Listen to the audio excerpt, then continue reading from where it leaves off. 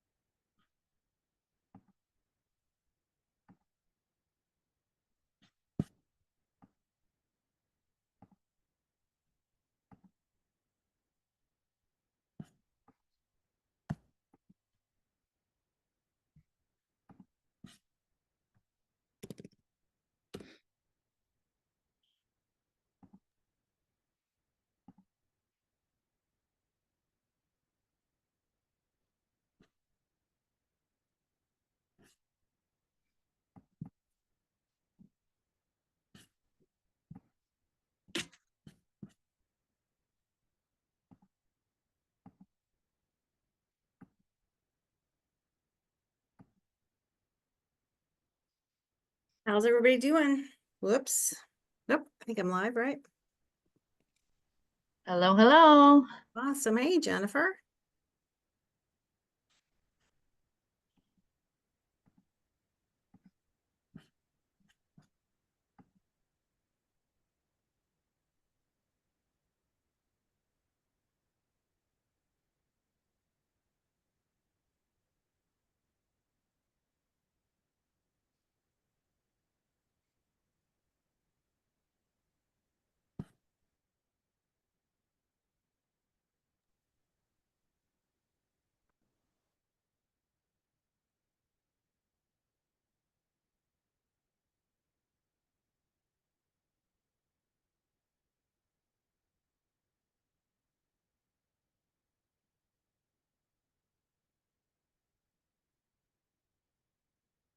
Time to go.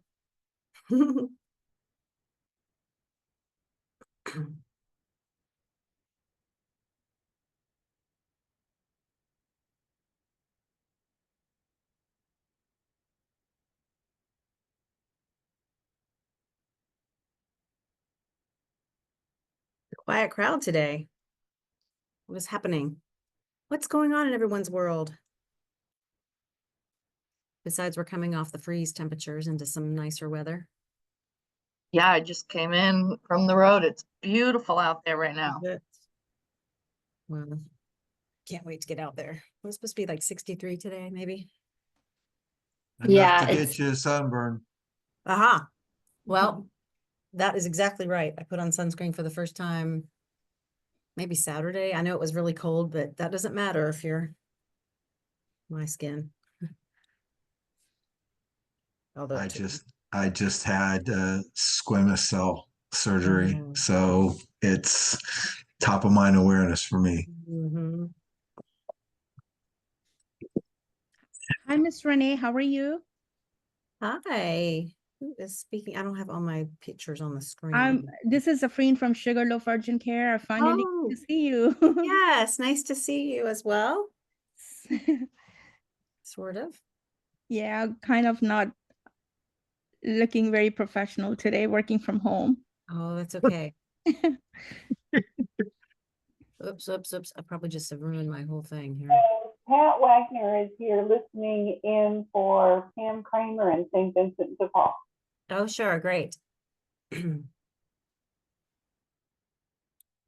We'll give folks a couple more minutes.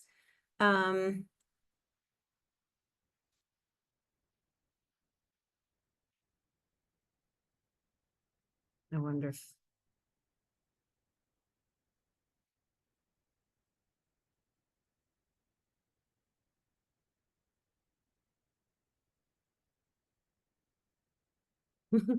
You'll see all my stuff I'm doing. I'm stopping to share. Hold for a second.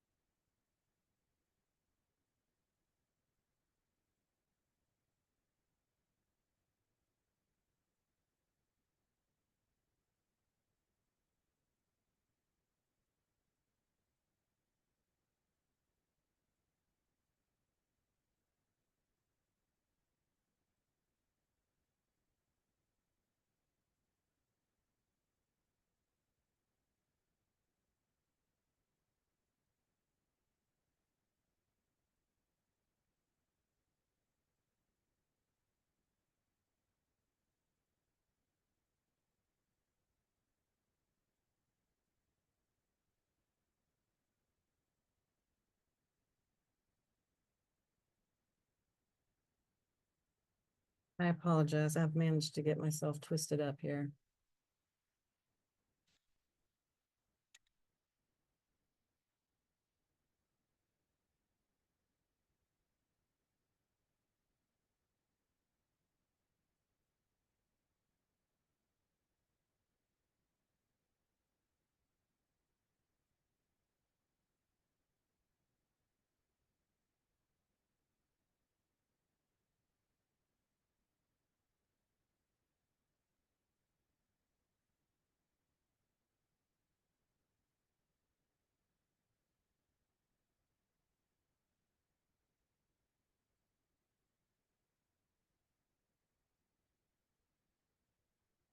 Oh, thanks for the welcome back, Tim.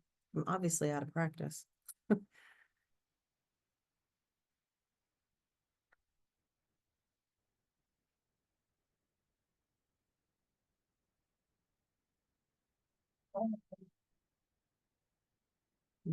on a call. I'm good. Thank you.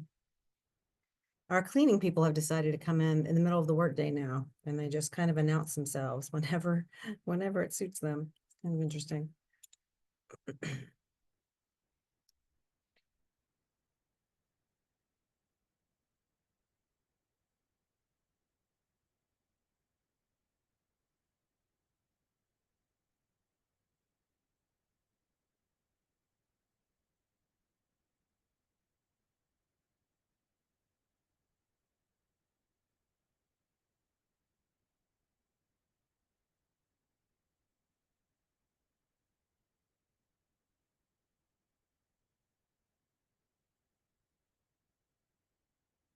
If I didn't have so many notes and pictures to go with it, then I'd be a lot better off. Okay, let's see.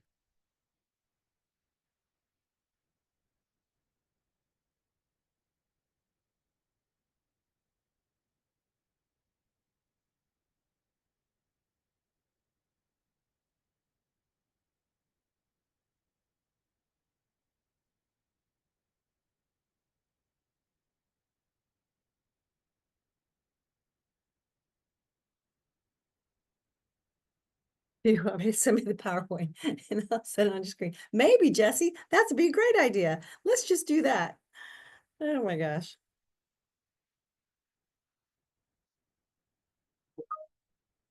You guys, thanks for bearing with me. I'm actually just gonna do what she's suggesting because I think we'd get off and running a whole lot faster.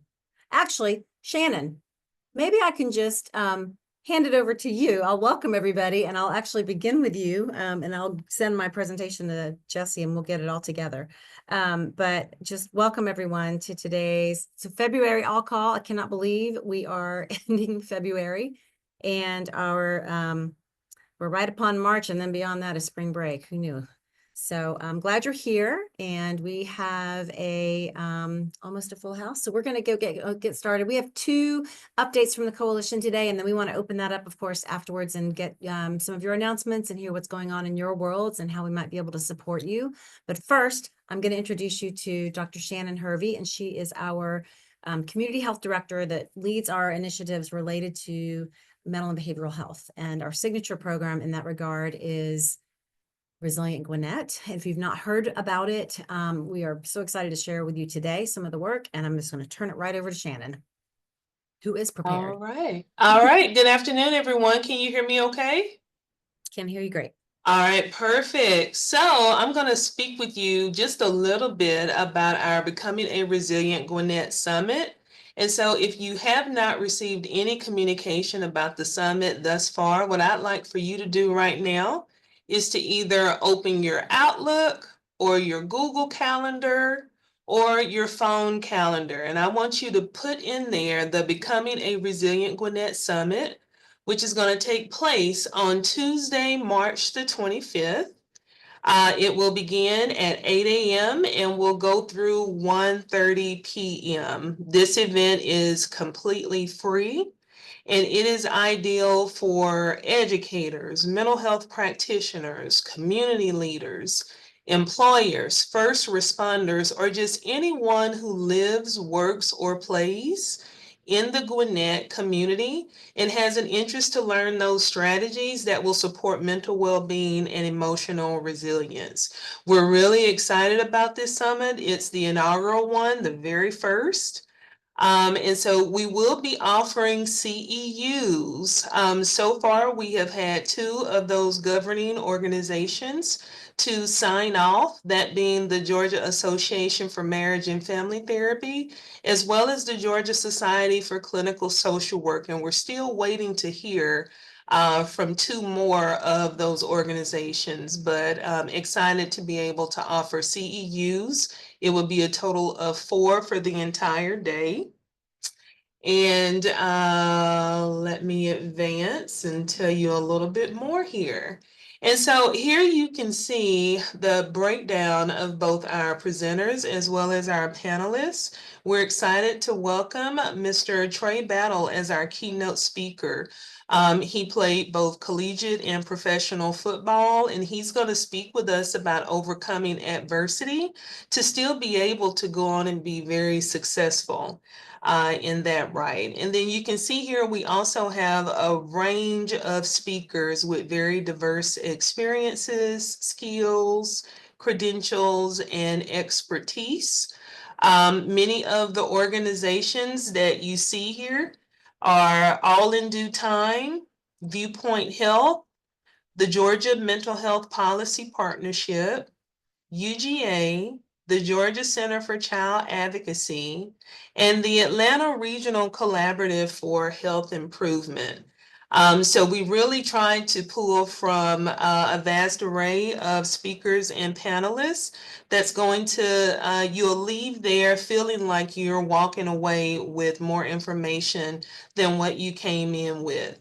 You can also see our summit agenda here. So our day is going to start with an opportunity network for just like-minded individuals. So while you're grabbing a snack and you're visiting our vendor tables, you'll have an opportunity to kind of network with each other.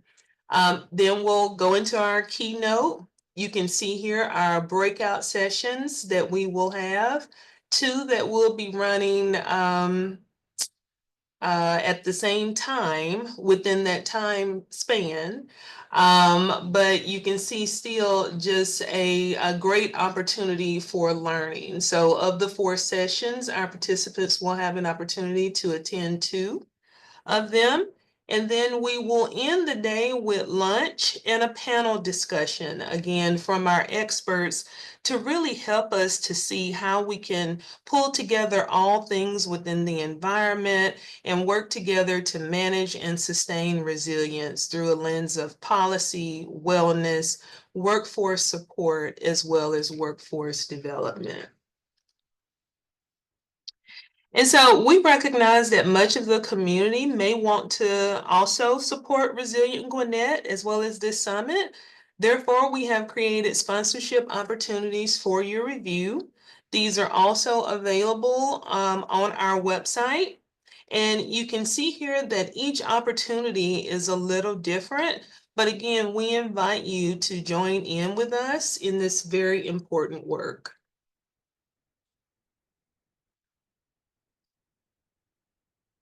All right, and just like you added the event to your calendar, this is an opportunity for you to go ahead and register right here, right now, today, to make sure that you get a seat. And then after you register, I need for you to share this information, and we can make sure that you have both the flyers as well as the QR code so that you can send it out to all of your network and encourage them to join us. We look forward to seeing you.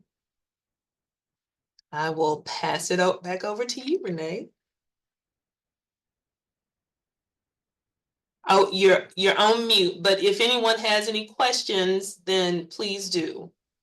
Please do. Shannon's going to be on the call. She can answer you in the chat, and we are super excited about how this is all coming together and the fact that we can offer CEUs, which just makes your time that much more appreciated.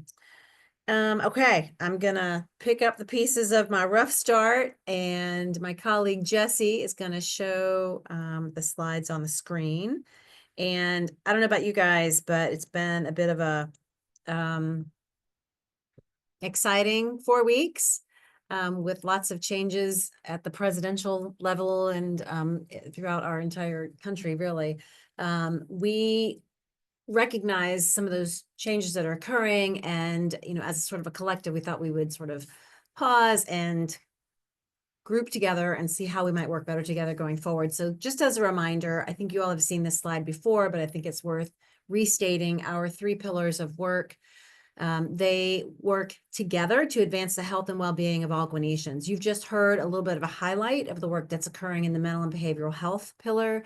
And this next section is really focused on our capacity building efforts for the nonprofit sector. It's our newest pillar. And last October, we hosted a reveal reception in advance of this year's launch. We call it the Nonprofit Coalition. So the GNC is an association for Gwinnett-based and Gwinnett-serving nonprofits, and it was created to help serve the needs of Gwinnett's nonprofits and strengthen our collective impact for the well-being across our community. You probably know Gwinnett County is now 1 million strong, more than 1 million actually. We are growing. We are expected to be the largest county in Georgia within the next 2 to 3 years. So we have our own little ecosystem going here. And this year, President Trump returned to office, and on January 29th, you might have heard about the executive orders that he issued, and as well a memo from the Office of Management and Budget. It's caused quite a bit of disruption throughout the nonprofit sector, not only here, but across the nation, as well as other sectors are being impacted. And now that disruption is causing some instability and concern for all of us. I've heard many say, and for not making a judgment one way or the other, it's just not business as usual anymore. So we're going to have to learn how to operate a little bit differently within this changed context. And as we've observed what's going on the past few weeks, we've decided to adapt our capacity building efforts to respond to this new environment. But our goal remains the same: to empower nonprofit organizations to become stronger, more effective, and more sustainable over the long haul. Next slide speaks to the tiered membership structure that we had planned to implement. The context around us has just changed so dramatically that we feel really strongly that we have to lean into this moment. We have to identify how to address the challenges and identify the opportunities that will benefit our nonprofit sector and our community specifically. So we're going to be sort of waiving the requirements for membership in the short term. It'll be a temporary thing, but we really want to be able to include everyone as we band together to address and to continue to do our work in Gwinnett County. The next slide addresses the 4 S's. You might have remembered that our framework for the work of the Gwinnett Nonprofit Coalition is centered around space, around skills, around squads, and around sustainability. And all 4 of those work in a way that will empower nonprofits to do their work more effectively, more efficiently, and for us to have greater impact in serving the citizens of Gwinnett County. So the next slide really is just the talking points. I thought we'd spend a little bit of time today. If you have any questions, feel free to kind of jump in and interrupt me. Certainly we'll have time to talk at the end. But the first one is really just a level set to, I know many of you probably have been reading about this in your own spheres of influence. You've probably heard things on the news. You might be a member of the Georgia Center of Nonprofits. You may, be reading and having received things from the National Council of Nonprofits, and all that is good, but maybe some of you have not. So I wanted just to really start at square one and provide a foundation for us to build upon as we go forward. And so you might be hearing things for the first time, or you might be saying, oh yeah, I remember, I read that, I know that. But here's what's happened so far. We had on January 27th, the Office of Management and Budget, obviously known as OMB, issued a member directing federal agencies to pause on federal funding assistance. So this memo's vague wording created immediate uncertainty for the tens of thousands of nonprofits that rely on federal funds to provide essential services. Some of those may be you on the call today. And even the federal agencies themselves were unclear on which funding streams would be affected. And recognizing the potential impact of all of that, the National Council of Nonprofits joined forces with the American Public Health Association, Main Street Alliance, SAGE, and Democracy Forward to file a lawsuit in the U.S. District Court. Just before the freeze was set to take effect, Judge Lauren Alekin issued an administrative stay, which just temporarily blocked the pause until Monday, February 3rd at 5 p.m. On February 4th, a federal judge granted a temporary restraining order, blocking the administration's directive to halt federal grants and loans, and denied the Department of Justice's motion to dismiss the case. OMB is now required to notify agencies and release any paused funding, marking a significant legal setback for the administration's efforts to restrict federal spending. The case may still be appealed, and it may also go to the Supreme Court, but that's a little bit of where we are now. Still a lot of uncertainty in trying to figure out how to move forward and what might be impacted in terms of our own operations and our own funding that services clients in the community. So what's next? Well, the coalition, along with many state and national organizations, we've been seeking additional information and clarification about this memorandum, its scope, implications for nonprofit organizations that receive federal funding. And I want just to be clear in the comments today that we, the coalition and the Gwinnett Nonprofit Coalition, we're sort of stepping into a new but needed space. We're not necessarily the authority or experts in this area. We are learning, we are relying on experts in the field and trying to curate and bring back to you resources that will help you. But it's a new space, and it's a needed space, because during our 18-month research and development phase that Callie D'Angelo led, nonprofits clearly identified public policy and advocacy as a strong need for them and as they served folks in Gwinnett County. So to boost our public policy efforts, we teamed up with the National Council of Nonprofits, known as NCN, and the coalition through the GNC initiative serves as Georgia's only member on the National Council of Nonprofits. So the Gwinnett Coalition is Georgia's representative on the NCN. And as a member, we have access to their resources. We have real-time updates from Washington, D.C., and we can review and curate information for Gwinnett nonprofits. So what exactly do executive orders mean? And this is a little bit about fundamentals, and I'm going to be sharing some resources. I'm not, but Jesse's going to be sharing some resources in the chat that you might make a note of and go back and read in your spare time. But the real impacts of recent executive orders are really yet to be seen. We've not seen the real impact of those yet, but we anticipate that they will be significant. Executive orders are very powerful. I hadn't really paid attention much before now, but they are. They are signed by the president. They provide guidance and directives to federal agencies on their operations and policies, and they essentially have the force of law. So once signed, they remain in effect unless they expire, they are revoked, or they are annulled in court. And only a sitting president can rescind an executive order or an EO signed by a previous administration. So you might remember, as new presidents come in, they often revoke the previous president's executive orders and they implement their own new ones. And this is kind of the cycle that we're in. Only I think I said the sitting president can rescind an executive order signed by a previous administration. And while Congress can advance legislation that supports or hinders the executive orders, it cannot overturn them. And the American Bar Association is a great resource to read more about executive orders if you want to bone up on that. And Jesse's going to post that link in the chat for you.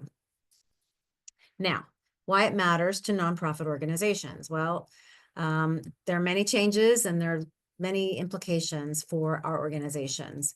And there is a chart that's been compiled from day one by the National Council of Nonprofits. You may have seen it. It's been actually out and about across the nonprofit sector since its start. And so it's a chart that really follows the executive orders and the status of them. And Jesse's going to post that in the chat as well. Some of the biggest takeaways involve initiatives and operations that include diversity, equity, and inclusion. And there are federal directives to remove all processes and guidance that references DEI and A under whatever name they may appear, and to terminate all associated mandates, requirements, programs, and activities. So that is out there. There's still a lot of interpretation back and forth about what that exactly means. We've seen on the internet, and we have received and we've also found multiple lists of banned words that are circulating amongst the nonprofits in the nation. You can just Google banned words or executive orders, federal funding freeze, that kind of thing. And you can come up with a list of pretty similar words. And the coalition, I'm not sure about you all, but even as a coalition, we are a CDC grant recipient, and we recently had a site visit and had a very direct conversation with our senior program officer, and she was sharing how they were having to go through and make changes and updates to their website, removing keywords and references, anticipating that there would be requests that would come their way. And in fact, several sites of information that we have been using have since been taken down. So we know that this is having an impact at both the federal and the local level. If you're interested in following the litigation side of things, if you're kind of a law hawk, Just Security's litigation tracker has a lot of information, and Jesse's going to post that in the chat as well. So you can track it both ways, by the executive order and then also by litigation and challenges in the courts. And then if we think about key considerations that we might recommend for nonprofits in Gwinnett, we would invite you to do a financial assessment, assess your financial risk, right? You should review your current grant programs or grant agreements to determine the potential impact of maybe delayed funding or funding that may be in jeopardy. We have experienced funding that now is in jeopardy based on some of the changes that are coming down the pipe. And that's after 4 years of a very robust program and very, very high performance. So just be thinking if you're one of those as well. We want to have a conversation about that at the end of my comments. We would ask that you maybe advocate and communicate to your federal and your state representatives, but especially your federal representatives. My understanding is that you can send an email and that may be good, but really what you need to communicate is how these orders or the freeze on funding is impacting residents in the community, the people that you serve. So less about your nonprofit, but more about the numbers and the ways that you are unable to serve residents in Gwinnett County and that impact on real people's lives. I also would encourage you to call versus email or write. Flooding their offices with phone calls evidently is making a difference. And then prepare for contingencies. So developing a contingency plan, identifying cost-saving measures. They'll be crucial in sustaining your operations during uncertain funding periods. We've also done that as well. I would recommend you discuss with your board. If you have not already brought this to their attention, it should be a central maybe part of your discussion in an upcoming board meeting, and tap into their professional expertise and perhaps their connections and guidance. And the next thing I would invite you to do is to engage with the Gwinnett Nonprofit Coalition. So in order to sustain some of this information, I know we're throwing a lot of that, at you today in the chat, and you're taking notes, but we feel like later this week we'll be ready to launch our new public policy page. We are actively monitoring multiple sites and multiple agencies that are very engaged in this work, again, more so at the federal level. the public policy page will have the links that we've provided today, as well as more that will become available in the coming days and weeks. We will be offering events and learning and development opportunities through the Gwinnett Nonprofit Coalition in the coming weeks. And just know that we are prioritizing where we are in this moment in time in the nonprofit sector to best meet your needs, to be relevant, to have impact. So a lot of what you'll see is really focused on how this current moment in time is impacting you. And I would just say that we also have been talking at the national level about how strong our voice can be. The nonprofit sector is the third largest in the United States, the third largest employment sector. So we can have impact and we can bring the conversation to the forefront. It will require us to be collaborative, to be trusting, to operate in an environment of transparency and willingness to share and somewhat vulnerability. I think that in many ways, this is a time where you could feel like you've got to pull back and really protect your organization and your people, which I understand. And I would also invite you to think alternatively about if we really try to work together and to share our experiences and understand what each other's going through and how we might leverage our strengths across this community, that we might come out in a place that is even more, it's more strong. We've been strengthened, we have more capacity, and we have the ability to do more for our community than we did when we once entered this phase. And I think that is kind of a theme that we're hearing, not only really feeling in Gwinnett, in the state, but across the nation as well. So one other action that we would ask you to participate in is we want to hear from you. We really want to understand, how are you currently being impacted, if at all? Maybe what are your anticipated impacts, if any? So we've created a survey, and that also will be is already posted in the chat. Thank you, Jesse.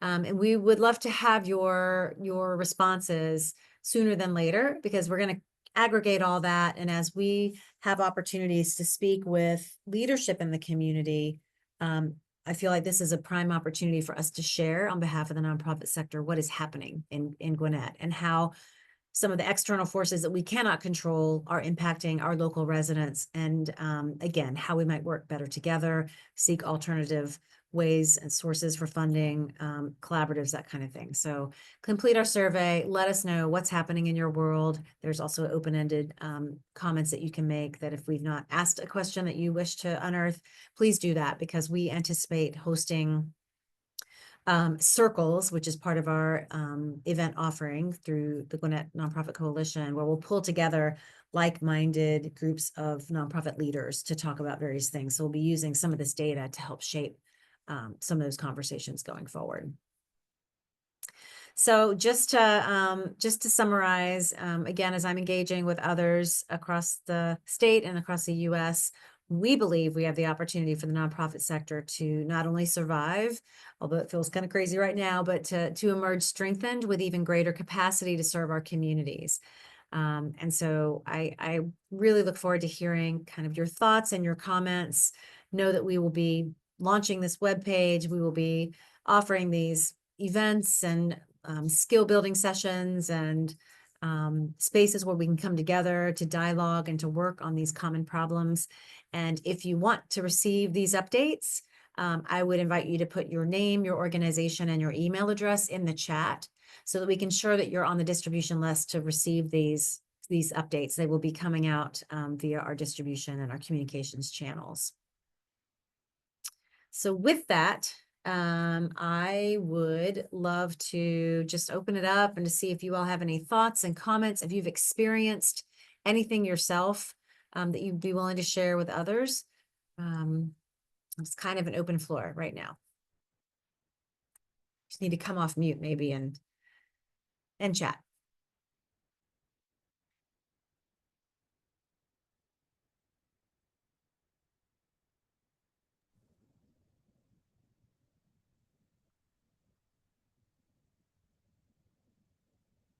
Hey, this is Marina from Mosaic, Hey, Georgia. Marina.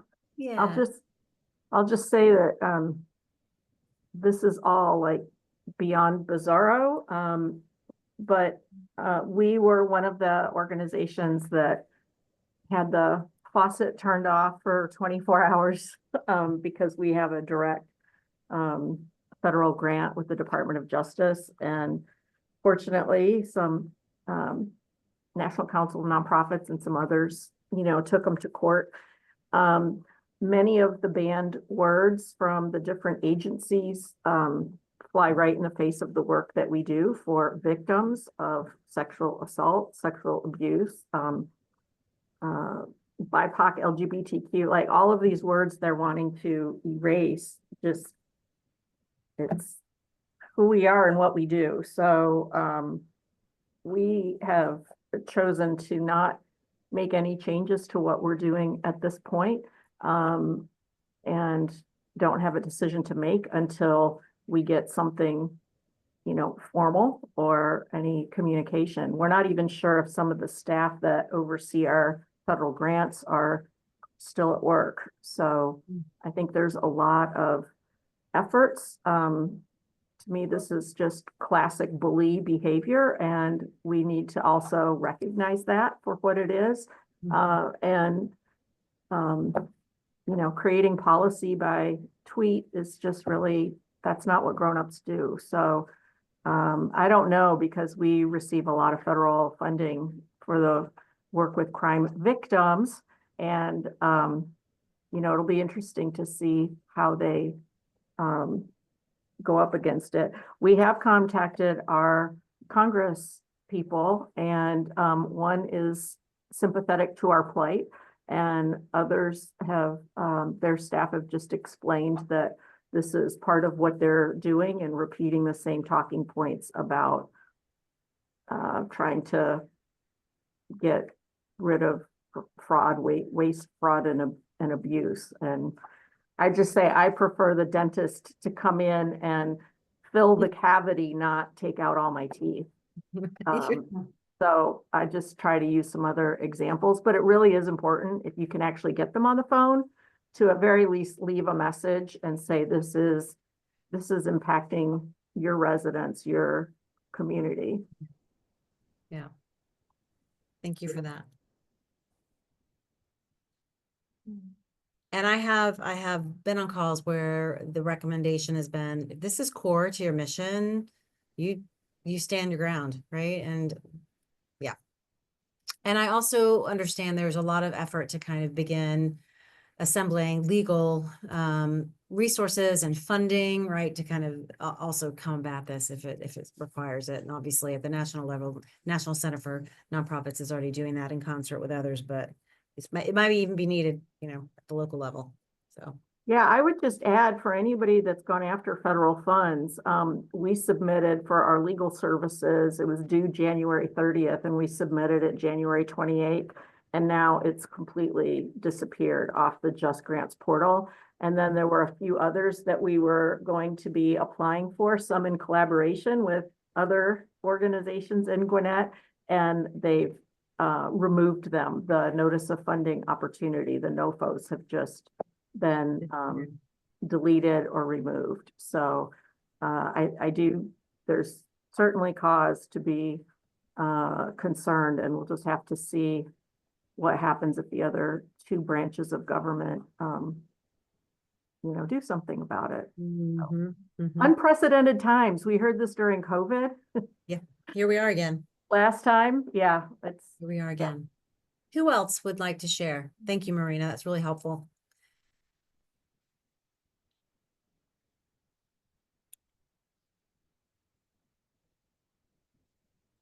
Yeah, I think, from everything that we've been talking about at our executive team level, we're staying true to our mission as well at this time. And if we start to lose some federal or state dollars, because a lot of our funding comes through one of those two streams or both, we'll start making other arrangements and other plans and start looking for funding in different areas. But we are planning to stay true to the mission and the work that we do and serving the people that are in need in our communities. Thank you. Appreciate that, Jennifer. I thought I was the only one earlier when she said it, because this is my first time applying. I think I did last year and I did not make it, but I applied again this year and I was hoping that, I'm starting fresh and gaining momentum with you guys. And like she said, I saw the thing that I submitted it was gone.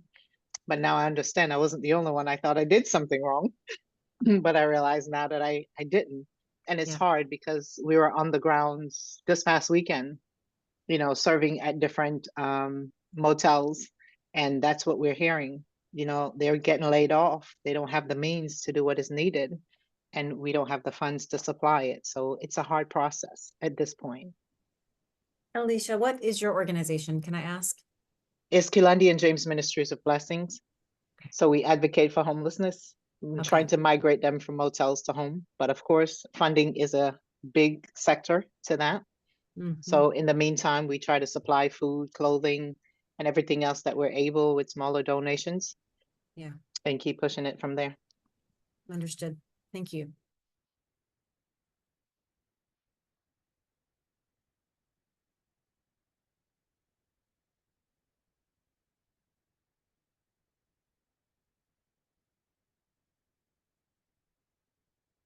Any other courageous soul?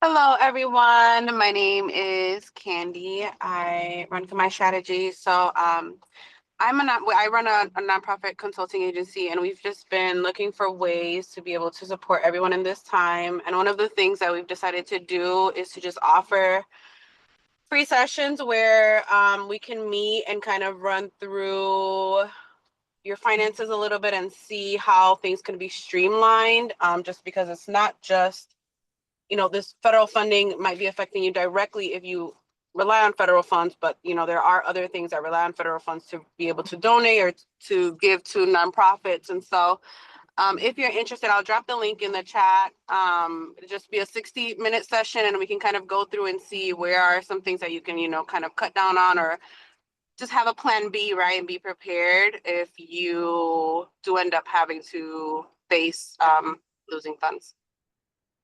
Thank you, Candy. Generous offer.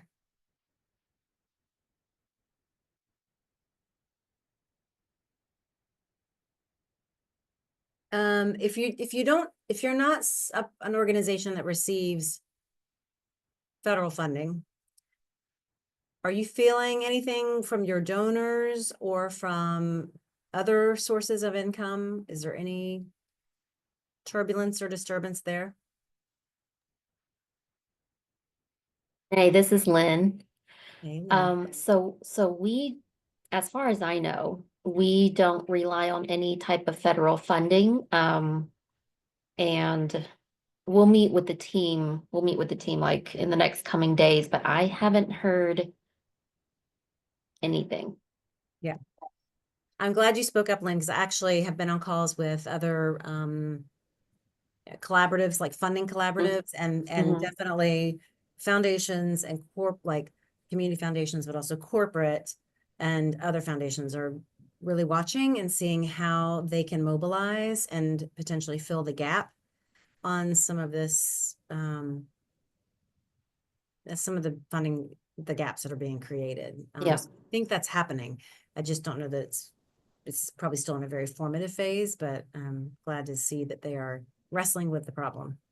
Yeah, Renee, this is the priest, and Lynn is right.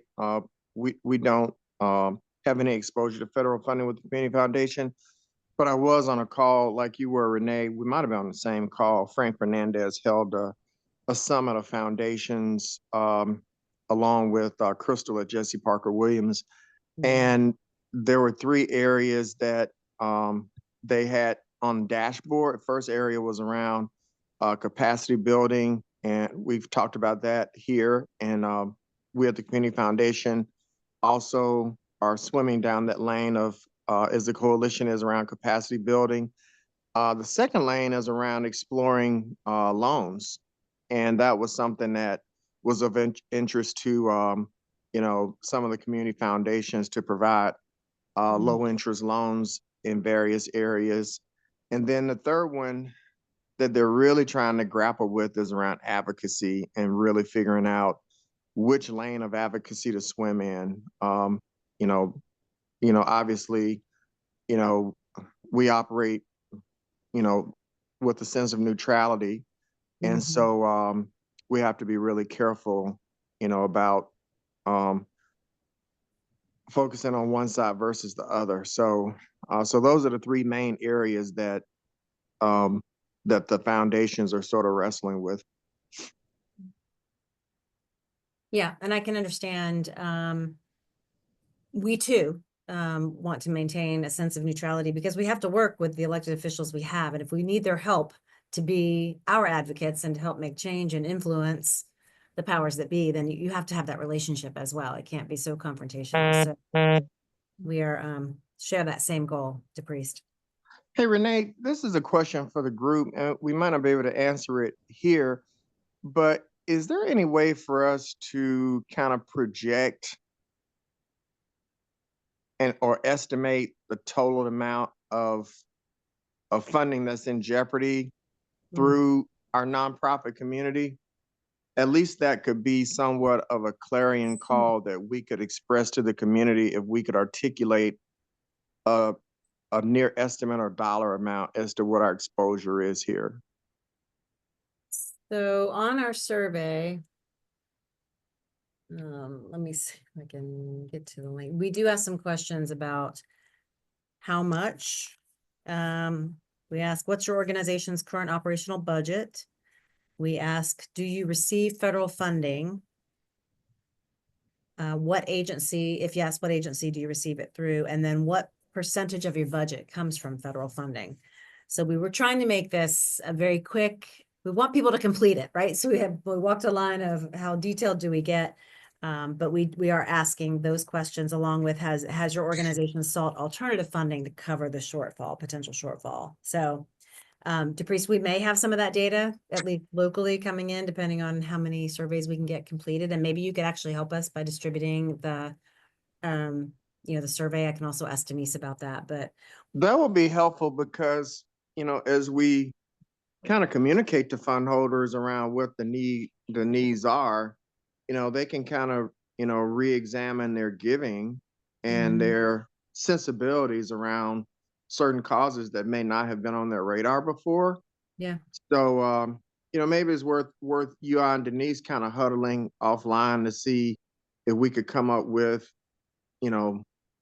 the best estimate that we have. I know we can't get everything, but, we all operate on platforms where folks will say, well, how much do you need? Or how much are we missing? And if we can't say 20 million or 10 million or, 30 million or whatever, then, that would be a great clarion call.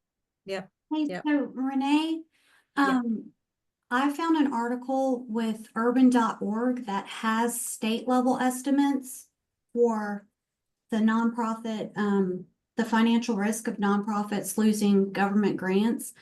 Just posted that in the chat. It doesn't give us county specific data, but it can give you a start for how Georgia is impacted. That's great. Thank you. You're welcome.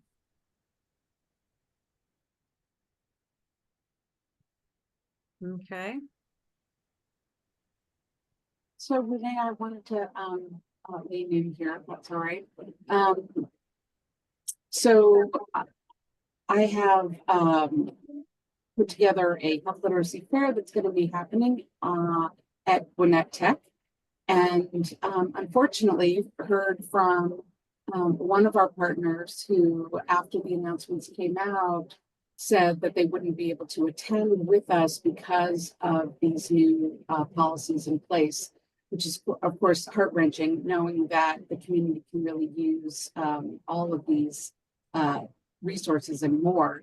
But one thing that was heartening is that our partnership with CORE, for instance, they have a freeze right now going to any outreach events. However, our MOU with them allows us to get the supplies from them and literally take them to the event itself.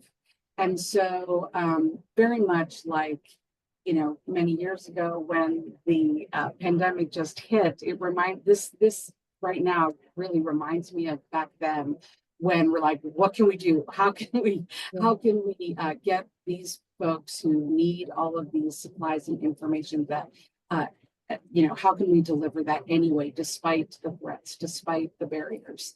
And I would suggest that's one really good way, is to just look at our fellow partners and say, what can I do for you? That still helps deliver these to the folks in our neighborhood. So I'm going to put up the link to our Gwinnett Tech Fair, because I'd love to invite all of you to it. And just say that I am, I'm really encouraged by what I've been hearing since, in terms of the outpouring of folks who want to show up anyway. So obviously, my position doesn't really have anything to do with funding, but down on the ground, I can tell you that people are bubbling up all over the place with opportunities. So just if you need something to keep your heart up, let that be. Thank you. Any other thoughts before we go to announcements? All right, well, if you want to be included on the distribution of these communications and the launch of the webpage going forward, please be sure that you have put your name, organization, and email in the chat. We will add you to our distribution list.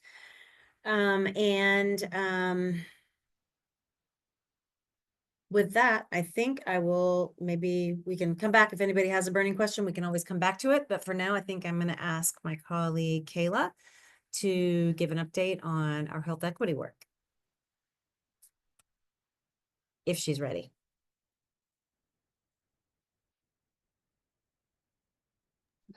I am sorry. I forget that you have to put the mic down. How do I? Okay. Good afternoon, everyone. Happy Monday. So I'm just going to be really quick in sharing some vaccine-related resources and news that you can share with your community for our February all call. So I'm just going to share my screen just really quick. Oh my gosh, I always forget how to do this. There we go. Okay. We are batting 1,000 today at the coalition with our technology. I know. Hey, they're a lot faster than me, Kayla. Okay, can everyone see? Yep, see it. Okay, so I just wanted to start like I say, sharing some resources. Maybe you have heard of them, maybe you have not. For those of you, because I know much of our focus is for the adult population. But if anyone has not heard of, Flu Defense is a website that is 100% focused on the 65 and up community as it relates to flu information. For that community, they have plenty of resources, and all of the websites that I'm going to talk about today are 100% free. They have toolkits, they have facts. They also have your vaccine schedule as well that you can share with your community. So if you know anyone that wants more information that fits in the 65 and up community about the flu, please guide them to influenza-defense.org. Also, if you did not know, maybe someone here is a part of the National Adult and Influenza Immunization Summit, NAIIS. They're actually having their next meeting in Dunwoody, May 13th through the 15th. So maybe anyone here, if you are a partner, you can go to izsummitpartners.org, where you can learn more about the organization as it relates to vaccine equity. They're a great organization for that. And like I say, they're having their meeting. So if you are a partner or want to be a partner, just check out that website. Also, we launched our vaccine equity health campaign this month. So I just wanted to share another vaccine equity website in addition to the one that was in the exchange, our most recent exchange. This website, Vaccine Equity Cooperative, is a great resource. It just has so much information that you can access for free, again, to share to your community. That they have toolkits, they have facts, they have webinars if you want to learn more. So this is just a website that I wanted to share as we talk more about flu season that is still going around. Here are just some that are particularly that talk about flu. Still, as we promote individuals staying up to date on their flu shots as well. And then I just want to quickly talk about measles, because we know that it's been in the news lately with the cases that happened in Georgia. 3, if you aren't aware, they were all part of the same family. I believe they came back from vacation. And then recently, the big story that happened in Texas, although I know that's Texas, it still made national news. And that may start the conversation of people wondering whether they should get a measles vaccine. So for parents who have children, they should be getting the 2 doses of the MMR vaccine between 15 to 18 months, and their children will essentially be protected. This came from an article from a doctor who was at Emory. And then also for adults, if you are unaware, if you haven't had a vaccine or ever had a vaccine, you can talk to your doctor. So we want to put that out to the community. If they don't know and they are adults, they can definitely check with their doctor.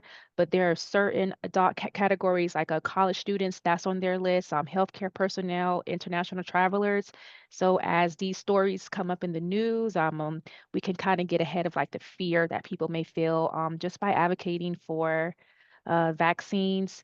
And also, these are just the states right now that currently, according to the CDC, have an outbreak. So Alaska, California, us, Georgia, New Jersey, New Mexico, New York, Rhode Island, and Texas. So these are just some vaccine updates that I wanted to share. And I'm Thank you, done. Kayla. So I'm going to stop sharing my screen now. Yeah. Who has an announcement or good news to share?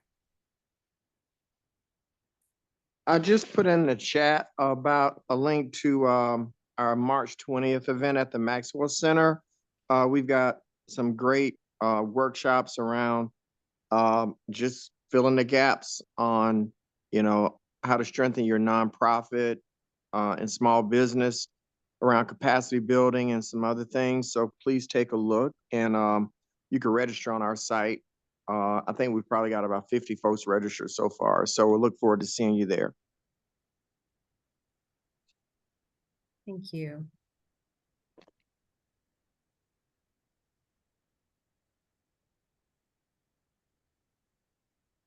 Anything? I can't see. No, go ahead. Good afternoon, everyone. I'm home with a 2-year-old, so please forgive me. We have a wonderful event highlighting and spotlighting the Muslim community on Saturday, March 8th at our Lilburn branch. From what I understand, last year was about 400 people that attended. So that is a great way to serve the community, come out to the community and learn a little bit about Ramadan. And we hope to see you then. Great. I see some stuff being shared in the chat. Be sure to check that out. Hey all, so Heather from HB Consulting and I are putting together are hosting a donor engagement workshop, which is pretty prevalent to what's going on right now. So we'd love to have you all. It is March 20th. I dropped the link in the chat.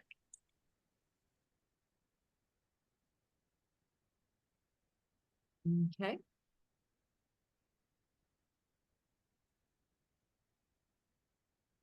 All right. Well, unless I hear another voice emerge, I don't see any hands or faces waving wildly. I think we can just call it a day and look forward to seeing you all next month at the end of March. And we'll have big updates then. In the meantime, thanks for putting your contact information in the chat. We will definitely ensure that you've been added to our distribution list. And as we launch these new tools this week, feel free to use them and let us hear from you as well and complete the survey. Thank you. Have a great day. Thanks for opening up that dialogue, Renee. Appreciate it.